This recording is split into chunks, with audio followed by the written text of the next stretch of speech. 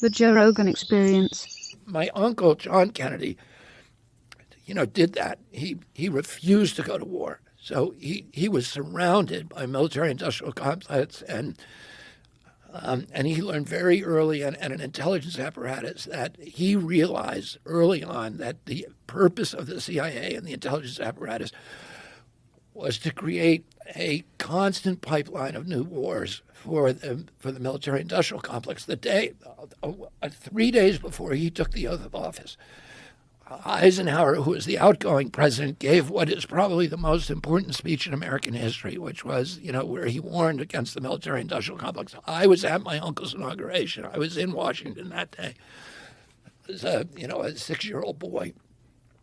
And I was sitting on the stands behind him, in front of him during his inauguration. And he understood that. And 2 months later, the military and intelligence came to him and said, we got to invade Cuba. And he was like, I'm not going to Cuba, and I'm not going to let the military. And they said, well, we got all these Cubans trained, and they're going to go attack Castro. And he said, well, we can't, the U.S. government can't be doing that. We can't be attacking. I don't like what Castro's doing down there, but it's not the United States' job to dictate what kind of governments other countries have. And they said, well, as soon as they land, there's going to be a big revolution. Everybody's going to rise up and they're going to overthrow Castro. And he said, well, you can't use the U.S. military. And they ended up bringing those guys over with United Fruit boats. And in the middle of it, in the night, they came to him and said, they're getting wiped out on the beach and you need to send in the military and invade. And he said, we're not going to do it. And he stepped out of that meeting. And he realized they had been lying to him and trying to trick him. And he said, I want to take the CIA and shatter it into 1,000 pieces and scatter it to the winds.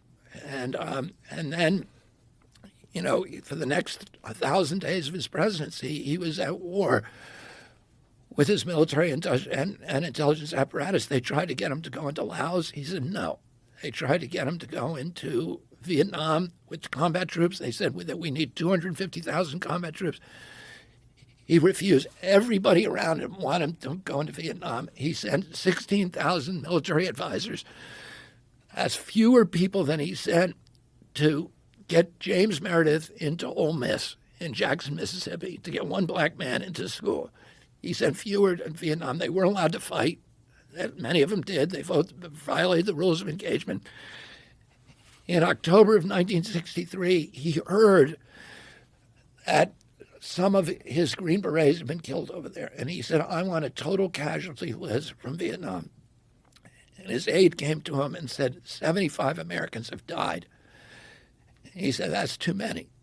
And he signed that day a national security order ordering all troops out of Vietnam, U.S. troops. The first 1,000 over the next month, and then the rest by the beginning of 1965. And then a month later, he was killed. So, but what his view was is that he believed that the view of Americans abroad should not be, a soldier with a gun. It should be a Peace Corps volunteer building, wells, and it should be USAID helping poor people, and it should be Alliance for Progress building middle class. And that's what he did. And he started the Kennedy Milk Program to give nutrition to poor kids all over the world. As a result of that, in Africa today, there are more statues to John Kennedy, more boulevards named after him, more hospitals, schools, universities, avenues in all the major cities named after him than any other president. And that is the Chinese have taken that template and done the same thing now. And they are, all these countries that were supposedly allied with us are now realigning with the Chinese, and they're switching to their currency because the Chinese are not there to kill people. They're there, to build roads, to build universities, to build colleges. And it turns out that people like that a lot more. And, we should be projecting economic power around the globe and not military power. It will make us much stronger. But what do you think happens when you get into office? Like if you're talking about your uncle who was assassinated, and you believe the intelligence agencies were part of that, what happens to you? Well, I got to be careful. I mean, I'm aware of that, and I'm not. I'm aware of that danger, and I don't live in fear of it, at all. But I'm not stupid about it, and I take precautions.